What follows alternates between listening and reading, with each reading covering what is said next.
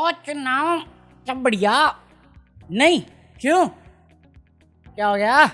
क्या चल रहा? आज तो फ्राइडे है, आज तो व्यूज नहीं आने। अरे मालूम है भाई, 9 साल से कर रहा हूँ मैं। 12 साल से वो तबाही मचा रहा, 9 साल से मैं तमाशा मचा रहा हूँ। कल से कमेंट करके गया, भाई ओवर एक्टिंग मत क्या कर। अबे तुझे पता क्या है ओवर एक्टिंग का? मेरा पूरा करियर ही ओवर एक्टिंग पे चलता है। ये तो मैं थोड़ा मैच्योर दिखने की कोशिश करता हूँ भाई, बच्चे की तरह मत बोल। छोटी लिली वाले लेस्बियन चुप। मर्यादा रखिए, थोड़ी मर्यादा रखिए। 1-2 साल में इंस्टाग्राम पे शॉर्ट डाल देता हूँ या रील डाल देता हूँ यूट्यूब पे, उस पे कमेंट आते हैं, भाई तू वही है ना टेढ़े वाले। अबे मैंने थोड़ी वायरल किया था, तुम नीच लोगों ने किया था। और मैं तो कहता हूँ मैं इतना बड़ा देशभक्त आदमी हूँ कि मैं तो खुद मोदी जी के रास्ते पे चलता हूँ, फकीर आदमी झोला लेकर। अरे हाँ तुम भी चलो यार, क्या देश एंटी नेशनल बातें कर रहे हो तुम।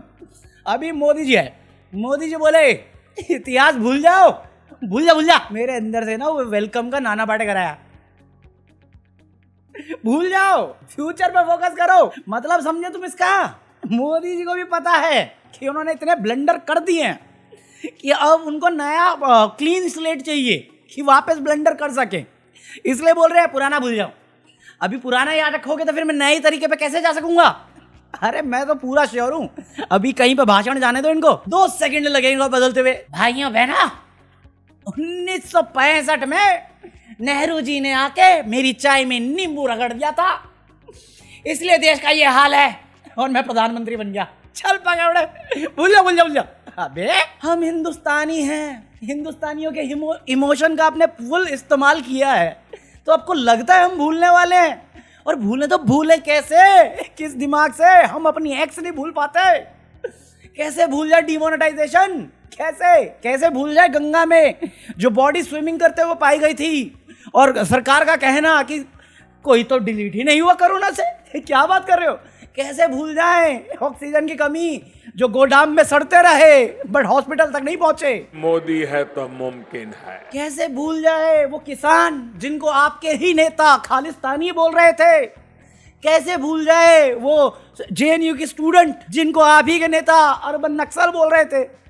कैसे भूल जाए आपकी गैर जिम्मेदारा तरीकों को जिसकी वजह से देश में महंगाई, बेरोजगारी, गरीबी सब बढ़ गई है? और आपके वादे याद है खुद को 2014 में क्या बोलते थे? क्योंकि सबसे पहले तो आप ही भूले हो, हमें क्या बोल रहे हो? तुम्हें याद नहीं 2014 में क्या वादे करके आया था? महंगाई को लगातार बढ़ाने वालों, बिजली के लिए तरसाने वालों, हमारी बेटियों को सुरक्षा न दे पाने वालों, युवाओं को बेरोजगार रखने वालों जनता माफ नहीं करेगी। ये कैंपेन था इनका।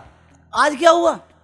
2012 से लेके 2013-14 इलेक्शन से पहले तक ये बंदा छाती पीट के चिल्लाता था कि बाकी करेंसी नहीं गिरती, भारत का कैसे गिरता है, मनमोहन चुप क्यों है जमान नहीं है। वो बंदा प्रेस कॉन्फ्रेंस करता था, भागता नहीं था सवालों से। इसने पूरी मीडिया खरीद के चुप करा दी कि ना होंगे सवाल, ना देना पड़ेगा जवाब। मनमोहन सिंह से पहले, या मनमोहन सिंह जब भी बाहर जाता था मीडिया कैरी करके जाता था, प्रेस कॉन्फ्रेंस करता था, बताता था इस ट्रिप में क्या हुआ, हमें क्या फायदा होगा, या आने वाले टाइम में हम क्या करने वाले हैं। ये बंदा इटली क्यों गया, नॉर्वे क्यों गया, अपने को तो ये तक नहीं पता। ये कंट्री के बिहाफ पे ऑफिशियल ट्रिप पे गया था या इसकी पर्सनल ट्रिप पे थी। और एक तो साले इसके अंधभक्त यार। भाई यार बंद कर दो यार, प्लीज बंद कर दो। ये मेलोनी बच्ची है उसकी, तुम साले मेलोडी कर रहे हो। बहुत वियर्ड लगता है, सच बता रहा हूं। 25-26 साल छोटी है वो उससे, बेटी की उम्र की है उसके। ये रिलेशन बनाए यार, इतना कुत्तापनी है इनके अंदर। मैं सच बता रहा हूं, कौन बहू है हमारी इटली से, उसको जिंदगी भर गाली देते हैं और दूसरे की बीवी पे लाइन मारते हैं और खुद की बीवी छोड़ के भागे हुए हैं। ये वुमेन रिस्पेक्ट की बात करते हैं, बेटी पढ़ाओ बचाओ, लाडली बहनियों, सबका खर्चा पीआर में खर्च किया हुआ इसने। थूक के चाट लो सालो जहर। वैसी चिंता। हाँ मैं ऑफ टॉपिक चला गया, होता है मेरे साथ, भटक जाता हूं मैं। बट भूल जाओ मित्रों, मैं भटकता हूं, तुम ये बात भूल जाओ। लिव लाइक कुछ भी। मोदी जी भूलना तो मैं बहुत कुछ चाहता हूं। 2014 के बाद जो आपने तबाही मचाई है ना इस देश के साथ, जो ग्रैंड मस्ती करी है आपने देश के विकास के साथ, और हर जगह पे कुत्तों, और हर जगह पे इतना गंदा फेलियर हो गए हो कि ना 5 ट्रिलियन की इकोनॉमी कर पाए। साल बदले 5 ट्रिलियन नहीं हुआ, अब तो टारगेट ही बदल गया है। 5 ट्रिलियन तो मुंह पे भी नहीं आता भाई के, सीधा 2047। 2047 में उम्र क्या होगी मोदी जी की? 75 के हैं, 96 साल की उम्र में ये बंदा जिंदा भी होगा? विमल खाने वाले भूल जाओ, भूल जाओ, मुझे परवाह ही नहीं है। डंका बज रहा था विदेशों में हमारा, मीडिया ने छाती पीट के बताया था। डंका बज रहा है, बेइज्जती का बज रहा है, ये नहीं बता रहे, क्योंकि इंडिया में कोई भी बताने की कोशिश करता है उसका अकाउंट विदहेल्ड कर लेते हैं कि नहीं नहीं इंडिया में बताओ, इन बेवकूफ़ों को रहने दो कि मैं गिरवी रख के आया हूं सबको। मजाक नहीं कर रहा हूं। अभी आज खबर आई कि मोदी जी ने 2047 का मकसद याद करते हुए एक मीटिंग करी है और उसकी रील बना दी, क्योंकि वीडियो फुटेज आ गई है, ऑडियो हर बार की तरह नहीं आई। क्या बात कर रहे हो? अगर सीक्रेट है तो हमें मत बताओ, सीधा करके दिखाओ। बर्बादी, विकास तो भूल ही जाओ, विकास तो एड्रेस भी नहीं करते। और मोदी जी बोलते हैं कि हम आए तो विकास हुआ। अरे भाई, अब तो हॉस्पिटल में बच्चा पैदा होता है तो माँ अपने बच्चे का विकास रखना नाम भूल गई है कि विकास रखेंगे तो लोग चिढ़ावेंगे कि 2014 का विकास है, 2015 का विकास है, 2016 का विकास है। विकास रखना बंद कर दिए लोग। बात तो सही है। बट छोड़ो, क्या ही कर सकते हैं, सबको जेब में सरकार ही है ना इनकी, चाचा विधायक नहीं, सरकार ही इनकी है, मन मर्जी से चल रहा है देश की तबाही। बट इन्होंने किया मीटिंग और इन्होंने पोस्ट किया फोटो के साथ, कोई दिक्कत नहीं मुझे।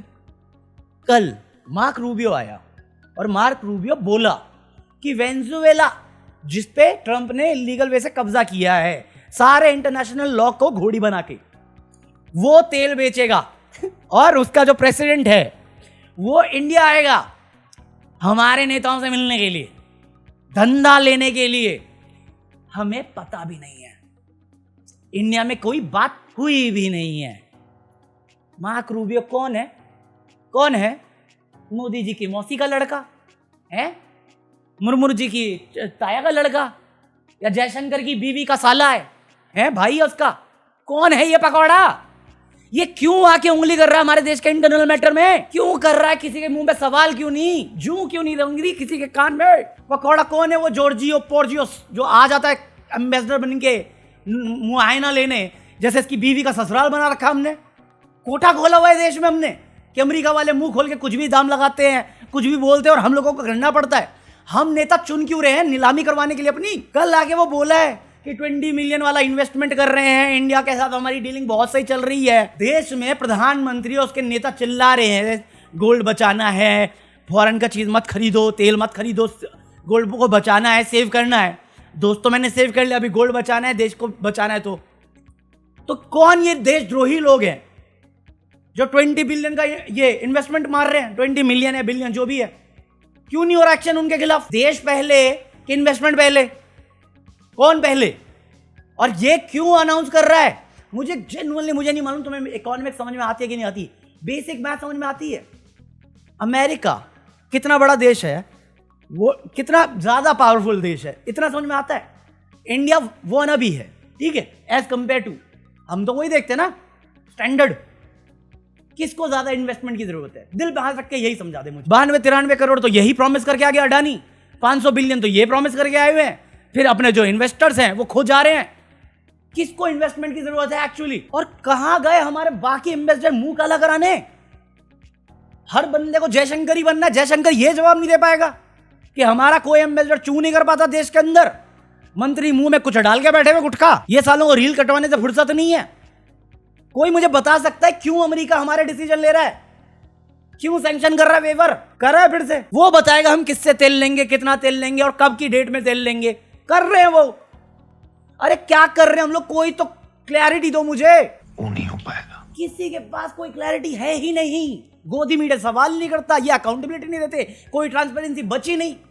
कैसे बनेगा 2047 तक इंडिया विकसित? यही समझा दो मुझे।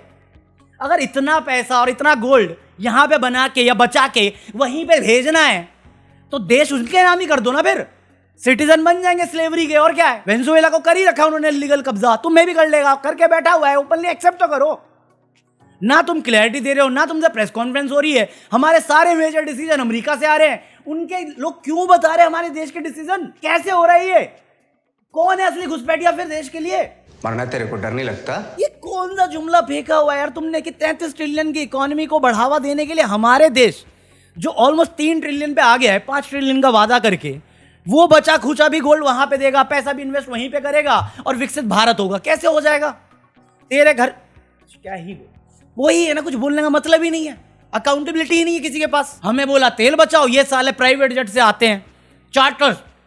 शुभेंदु अधिकारी आया कल, दिल्ली आया वेस्ट बंगाल से चार्टर प्लेन में, गाड़ी में बैठा और काफिले में निकल गया। और आज दिखावे के लिए, क्योंकि गालियां पड़ी तो प्रेसिडेंट मुर्मू से मिलने गया है 3 गाड़ियां लेके, ANI का कैमरामैन लेके। ये PR की सरकार चल रही है, सबको रील कटवानी है, फोटो छपवानी है, काम कैसे हुआ, क्यों हुआ, करप्शन कितना है, कोई जवाब दे रही नहीं दे। नो डाउट हमारी हालत खराब है। ईज ऑफ डूइंग बिजनेस देशवासियों को इसलिए करवा रहे हो कि यहाँ का पैसा लूट के उनको दे पाए। ब्रिटिश ने हम पे रूल कर लिया 200 साल 250 साल, अब तुम अमेरिका को भेजना चाहते हो हमारे पास कि हाँ तुम भी कर लो, बेवकूफ लोग हैं। क्या कर रहे हो यार? जेन्युइन क्वेश्चन है मेरा ये। क्यों कर रहे हैं वो अनाउंसमेंट? ऑपरेशन सिंदूर का अनाउंसमेंट वो करते, US ट्रेड डील का अनाउंसमेंट वो करते, डिटेलिंग वो करते। हम क्या कर रहे हैं? डिप्लोमेट हमारे क्या कर रहे हैं मुंह काला कराने के अलावा? आपने मुझे बोला सीज फायर में किसी थर्ड पार्टी का लेन देन नहीं था, उसने बोला ट्रेड डील का वास्ता था, आपने ट्रेड डील साइन करी, सैंक्शन हम पे ही लगे पड़े। क्या कर रहे हैं? कैसे फायदा हो रहा है हमें? कौन डिसाइड करता है कि हमारे देश को कितनी एनर्जी की जरूरत है और कहां से जरूरत पूरी होगी हमारी? 3 महीने से जंग चल रही है, हरदीपुर इतना चिल्ला के हम बाकी कंट्री से ट्राई कर रहे हैं। अब वेनेजुएला ट्राई किया तुमने, US ट्राई किया, कितना कॉस्टली तेल मिलेगा? तुम ये जो हवा बना रहे हो कि हमारी ऑयल मेकिंग कंपनीज को लॉस हो रहा है, वो इसलिए बना रहे हो ना कि प्राइस हाइक कर सको और फिर वो कॉस्टली तेल में प्रॉफिट कैसे छाप सको। यही तो है असली मास्टर स्ट्रोक, और क्या है? वरना ऐसा कैसे हो सकता है कि तुम्हारी खुद की जिनकी बिहाफ पे तुम रोना रो रहे हो कि इनको 750 करोड़ का लॉस हो रहा है डेली बेसिस पे, या 1000 करोड़ का लॉस हो रहा है डेली बेसिस पे, उनकी जो शीट्स है, डेटा है, वो प्रॉफिट दिखा रहे हैं, 5 साल के अंदर उनको प्रॉफिट बना है, बट वो रो रहे हैं कि उनको लॉस हो रहा है। क्यों लॉस हो रहा है? उनके डॉक्यूमेंट तो कुछ और ही बोल रहे हैं। ये तो यही हुआ ना फिर कि महंगा तेल खरीद के प्रॉफिट बना के हमें कैसे चूस लें। और कौन डिसाइड कर रहा है कि किससे प्रोक्योर करना है? ऑफ कोर्स अमेरिका ही कर रहा है, क्लियर कट दिख रहा है। अपनी दोस्ती बनी रहे। और अगर इस बात पे कोई गुस्सा होता है ना, तो भाई मेरे को जवाब ढूंढ के दो, या बोलो उसको, प्रेस कॉन्फ्रेंस करे।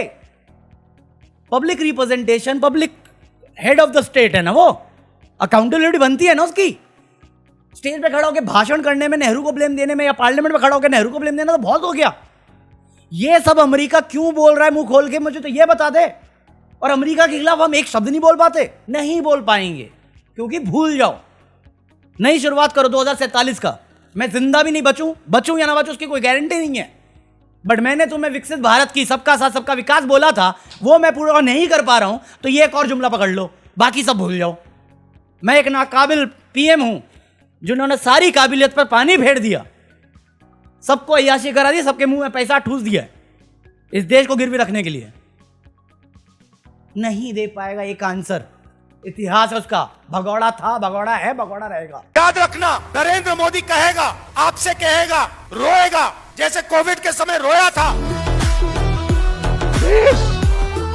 जैसे नोटबंदी के समय रोया था, रोएगा और कहेगा मेरी गलती नहीं है। जैसे नोटबंदी में कहा था मुझे लटका देना फांसी पे अगर काला धन नहीं खत्म हुआ।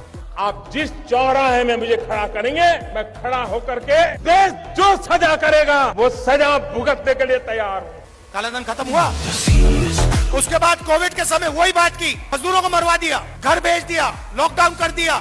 अब आर्थिक तूफान आ रहा है, नरेंद्र मोदी और हिंदुस्तान की सरकार आपको नहीं बचा पाई। देखना 2-3 महीने में आपको पता लग जाए कैसा जबरदस्त झटका लगने वाला है। और मैं आपको बता रहा हूं कि गलती सिर्फ नरेंद्र मोदी, अमित शाह और RSS की है, क्योंकि इन्होंने इसको खत्म किया है। भाइयों और बहनों, नरेंद्र मोदी ने हिंदुस्तान के आर्थिक सिस्टम को बेच दिया है। उसने अदानी को, अंबानी को और अमेरिका को हिंदुस्तान का आर्थिक सिस्टम पकड़ा दिया है। जब ये RSS से कार्यकर्ता आपके सामने आएंगे, नरेंद्र मोदी की बात करेंगे, अमित शाह की बात करेंगे, उनसे आप सामने उनको कहो कि आपका प्रधानमंत्री गद्दार है, आपका होम मिनिस्टर गद्दार है, आपका संगठन गद्दार है, आपने हिंदुस्तान को बेचने का काम किया है। खुल के उनसे कहिए। भाई मैं कह रहा हूं, उससे एक बार ट्रम्प से ही मांग लेते हैं क्लैरिटी कि भैया हम इकोनॉमिक स्लेवरी में आ गए हैं, तो क्या हमारी citizenship as an individual Indian की रहेगी, या हमें सिटीजनशिप मिलेगी US की? और नहीं मिलेगी तो क्या हम पक्का सिर्फ गुलामी के लिए बने हुए हैं और हमें किस किस की चाटनी पड़ेगी अपनी जान बचाने के लिए, क्योंकि होने वाला तो हमसे कुछ है नहीं। यही मेरे को असली सच लगता है। सैड वीडियो जा रही है, पता नहीं क्यों, but disappointing man, it's saddening, सच बता रहा हूँ मैं। बाकी do whatever you would like to do. मैं मिलता हूँ कल, पीस आउट। ये रहा क्यूआर कोड।